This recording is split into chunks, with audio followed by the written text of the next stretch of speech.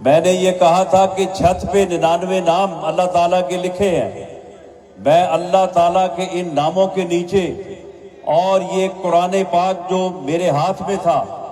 قرآن پاک کو میں گواہ بنا کے یہ کہتا ہوں کہ اگر میں نے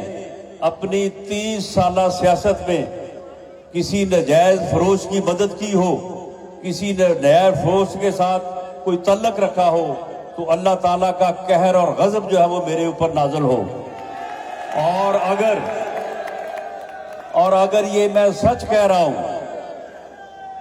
جو کہ میں یقیناً سچ کہہ رہا تھا، تو پھر جس نے یہ جھوٹا مقدمہ میرے خلاف بنایا ہے، اس قرآن اور اللہ کے ناموں کے واسطے اللہ تعالیٰ کا قہر اور غضب اس پہ نازل ہو۔ اب ان پہ غضب نازل ہوا ہے،